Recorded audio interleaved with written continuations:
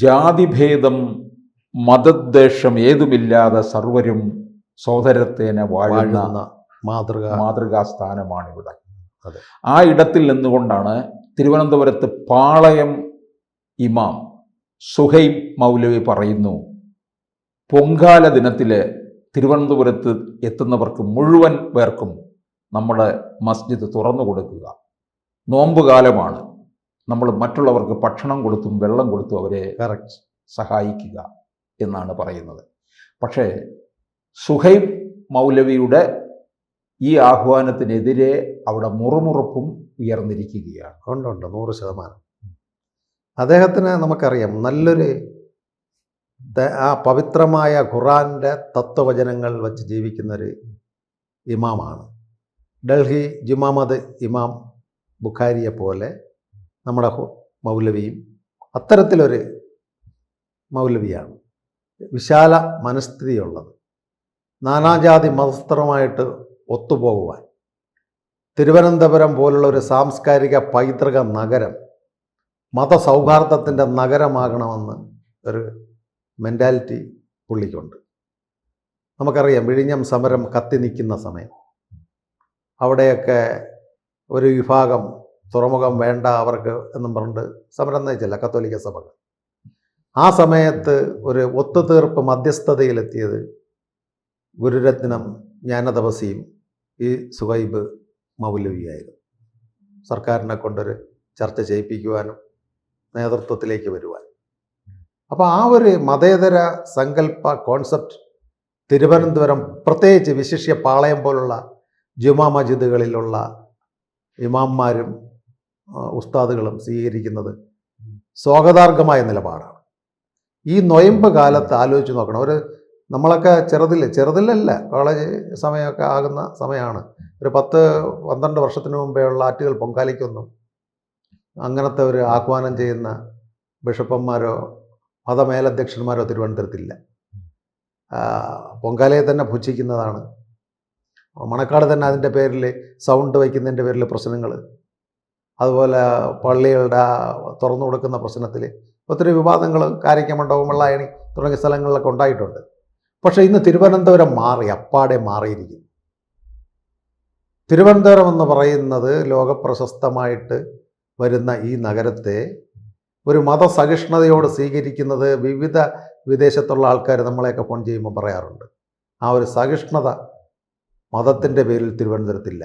അത് ഹിന്ദു സംഘടനകളായാലും ശരി. ഇപ്പോൾ ഇപ്പം സംഘപരിവാറിൽ ഒരു പ്രവർത്തകൻ എന്നുള്ള നിലയിൽ പല മുസ്ലിം ഫംഗ്ഷന് എന്നെ വിളിക്കാറുണ്ട്. ഈദ് നോയമ്പ് കാലത്തും ഭീമാവള്ളി ഊർ മഹോത്സവം, വട്ടുകാട് തിരുനാൾ മഹോത്സവത്തിനൊക്കെ അവർ നോക്കുന്നത് നമ്മുടെ 1-2 കാര്യങ്ങൾ സംസാരിക്കുവാൻ പോകുമ്പോൾ വായിൽ നിന്ന് വരുന്ന വാക്കുകൾ കൊണ്ടായിരിക്കും നമ്മൾ ക്ഷണിക്കുന്നത്. അവിടെ നമ്മൾ RSSും വിശ്വഹിന്ദു പരിഷത്തും മേലധ്യക്ഷന്മാരും ഇത്തരത്തിലുള്ള ഇമാംമാരുമായിട്ട് സംവദിക്കുമ്പോൾ അവർ വിചാരിക്കും ഇത്തരത്തിലുള്ള സംഘടന അല്ലല്ലോ അവരെ കോൺസെപ്റ്റ്. RSS എന്ന് പറയുന്ന പ്രസ്ഥാനങ്ങളൊന്നും ഈ രീതിയിലുള്ളതല്ല. അവരുടെ നേതാക്കളോട് അടുക്കുമ്പോൾ, അവരുടെ കാര്യാലയങ്ങളിൽ പോയി സ്നാക്സും കഴിച്ച് സംസാരിക്കുമ്പോൾ ഇതിവിടെ പറഞ്ഞു പരത്തുന്ന അവരുടെ ന്യൂനപക്ഷ വോട്ട് ബാങ്കുകൾക്ക് വേണ്ടിയുള്ള ചില മതേതരത്വം പ്രസംഗിച്ച് കിടന്ന കപട രാഷ്ട്രീയക്കാരുടെ തന്ത്രമാണെന്ന് തിരുവനന്തപുരം നിവാസികൾക്ക് മനസ്സിലായി. അതുകൊണ്ടാണ് മുസ്ലിം ജനതയുടെ വോട്ട് തിരുവനന്തപുരം നഗരസഭയ്ക്ക് ബഹുഭൂരിപക്ഷം വാർഡിൽ കിട്ടിയിട്ടുണ്ട്. ഇപ്പോൾ മണക്കാട് വാർഡിൽ BJP സ്ഥാനാർത്ഥി ജയിച്ചത് മുസ്ലിം സഹോദരങ്ങൾ ഒത്തിരി വോട്ട് കൊടുത്തിട്ടുണ്ട്. അത് ചേട്ടൻ പറഞ്ഞ പോയിന്റ് അതിനകത്ത് വന്നിട്ടുണ്ട്. ചില ഇസ്ലാമിസ്റ്റ് മതരാഷ്ട്രവാദികളായ തീവ്രവാദികൾക്ക് ഇമാമിനോട് ഒരു ചെറിയ ചുരുക്കുണ്ട്. ഞാനും അറിഞ്ഞു അത്. ചില വള്ളക്കടവ് ഭീമാവള്ളി മേഖലയിൽ നിന്ന് പാളയം ഇമാം ഒരു മതേതര സ്വഭാവം. തീർച്ചയായിട്ടും അദ്ദേഹത്തിൻ്റെ കോൺസെപ്റ്റ് വളരെ വിശാലമാണ്. അദ്ദേഹം നമ്മളുമായിട്ട് സംവദിക്കുമ്പോൾ അദ്ദേഹം പറഞ്ഞിട്ടുണ്ട്, പല ഫംഗ്ഷനുകളിലും വയലാർ സാംസ്കാരിക വേദി, ചട്ടമ്പി സ്വാമി സാംസ്കാരിക വേദി തുടങ്ങിയ പരിപാടികളിൽ നമ്മളെയും ആശംസയ്ക്ക് വിളിക്കുമ്പോൾ അവർ പറഞ്ഞിട്ടുള്ളതാണ്, നമ്മളെയൊക്കെ പൂർവികരാരായിരുന്നു എന്നാണ് അദ്ദേഹത്തിൻ്റെ ഒരു സങ്കല്പം. നമ്മളിവിടെ വന്നിട്ട് 1000-1400 വർഷമേ ആയിട്ടുള്ളൂ. അതിനു മുമ്പ് ഈ ഭാരതത്തിലൊരു സംസ്കാരമുണ്ട്. ആ സംസ്കാരം ഉടലെടുത്തവരാണ്. എനിക്ക് ചരിത്രം അറിഞ്ഞുകൂടാ. ഇദ്ദേഹം തന്നെ പറഞ്ഞിട്ടുണ്ട്, കൊടുങ്ങല്ലൂർ രാജകുടുംബവും കൊടുങ്ങല്ലൂർ ക്ഷേത്രവും ആ പാട്ടുപാട ആ ക്ഷേത്രവും മുസ്ലിങ്ങളുടെ പ്രവാചകൻ ഇവിടെ വന്ന് അഭയം കൊടുത്തതൊക്കെ പുള്ളി പറഞ്ഞ ചരിത്രം എനിക്ക് അറിയാമെന്നുള്ളത്. പിന്നെ പബ്ലിക് ലൈബ്രറി പോകുമ്പോൾ ബുക്കിലുള്ളത് ആദ്യമായിട്ട് പ്രവാചകൻ്റെ ആ ഒരു ആശയം, നബിയുടെ ആശയം കേരളത്തിൽ പ്രചരിപ്പിക്കുവാൻ കച്ചവടത്തിന് വേണ്ടി അറബികൾ വന്നപ്പോൾ അവരെ രണ്ട് കൈ നീട്ടി സ്വീകരിച്ചത് തിരുവിതാംകൂർ രാജകുടുംബങ്ങളും കൊടുങ്ങല്ലൂരുള്ള ഭരണാധികാരികളാണെന്നാണ് പറഞ്ഞത്. അവിടുത്തെ കോവിലിൻ്റെ തിടപ്പള്ളിയൊക്കെ ചെയ്യാൻ വയ്ക്കുന്ന കട്ടള കൊടുത്താണ് ഇവർക്ക് പുര വയ്ക്കാൻ അനുവാദം കൊടുത്തത്. എന്നിട്ടും ഒരു ബീബിമാരെ കൊണ്ടുവന്നില്ല. രാജാവിനോടോ അവിടുത്തെ ദിവാനോടോ ചോദിച്ചു വന്ന് അരി വെച്ചു കൊടുക്കുവാൻ, ആരെങ്കിലും കഞ്ഞി വെച്ചു കൊടുക്കുവാൻ ഹിന്ദു അമ്മമാർ തയ്യാറായി. അങ്ങനെ കൺവെർട്ടഡ് എന്നുള്ള വാക്ക് അദ്ദേഹം ഉപയോഗിക്കുന്നത്. അപ്പോൾ അത്രയ്ക്ക് പാണ്ഡിത്യം, അദ്ദേഹത്തിൻ്റെ പാണ്ഡിത്യം അപാരമാണ് ഈ സുഹൈബ് മൗലവിയുടെ. അപ്പോൾ ഇത്തരത്തിലുള്ള മൗലവിമാർ മിക്ക മതമേലധ്യക്ഷന്മാരുടെ പള്ളികൾ നിയന്ത്രിക്കുകയാണ് എങ്കിൽ കേരളത്തിലൊരു സമാധാന അന്തരീക്ഷം വരും. എല്ലാവരും ഏകോദരത്വ സഹോദരങ്ങളെപ്പോലെ കഴിയണം. അദ്ദേഹം പറഞ്ഞിട്ടുണ്ട് മോഡിയുടെ ചില കാര്യങ്ങൾ. ഏറ്റവും കൂടുതൽ ലോകത്തിൽ ഇന്തോനേഷ്യ കഴിഞ്ഞാൽ മുസ്ലിങ്ങളുള്ളത് ഭാരതത്തിലാണ്. ഇദ്ദേഹത്തിൻ്റെ ഭരണം 2 വർഷമായിട്ടും ഒരു വർഗീയ ലഹള നടക്കാത്ത ഭരണമെന്ന് പറഞ്ഞ, പക്ഷേ അദ്ദേഹത്തിന് ഓപ്പൺ സ്റ്റേജുകളിലൊന്നും അങ്ങനെ പറയാൻ പാടില്ല. എങ്കിൽ തീവ്ര വിദേശ ഫണ്ടുകൾ സ്വീകരിക്കുന്ന കുറേ മതരാഷ്ട്രവാദികൾ പുള്ളിയെ പൊരിക്കും. ജമാഅത്ത് ഇസ്ലാമി പോപ്പുലർ ഫ്രണ്ട് പോലുള്ള സംഘടനകളുണ്ടല്ലോ, അവർ എഴുതും അല്ലെങ്കിൽ വിളിക്കും, ഈ ബിഷപ്പ് ഇവിടെ വന്ന് മതസൗഹാർദ്ദം പറഞ്ഞാൽ നമുക്കിവിടെ വളരൂല. അവരുടെ ലക്ഷ്യം വേറെയാണ്. സാമ്പത്തിക സ്രോതസ്, വസ്തുക്കൾ വാങ്ങിക്കൂട്ടുക, ലവ് ജിഹാദുകൾ ചെയ്യുക. അപ്പോൾ ഇത്തരത്തിലുള്ള പ്രവർത്തനത്തിന് പുള്ളി കൂട്ടുനിൽക്കുകയില്ല. നല്ലൊരു ഇന്ത്യൻ സംസ്കാരത്തിൻ്റെ കോൺസെപ്റ്റ് സൂക്ഷിക്കുന്ന മതമേലധ്യക്ഷനാണ്. അപ്പോൾ അത്തരത്തിലുള്ള ആൾക്കാർ ആറ്റുകാൽ പൊങ്കാലയ്ക്ക് വിശാലത ആലോചിച്ച് നോക്കണം. അദ്ദേഹത്തിൻ്റെ ആ വിശാല മനസ്ഥിതി. നൊയമ്പ് കാലമാണ്. പവിത്രമായ ഖുർആനിൽ ഇന്ന പേജിൽ സൂചിപ്പിക്കുന്നു, അന്നമില്ലാത്തവർക്ക് അന്നം കൊടുക്കണം, വെള്ളമില്ലാത്തവർക്ക് വെള്ളം കൊടുക്കണം, വസ്ത്രമില്ലാത്തവർക്ക് വസ്ത്രം കൊടുക്കണം. അതുകൊണ്ടാണ് കർച്ചീപ്പുകൾ കൈമാറി ആലിംഗനം ചെയ്യുന്നത്.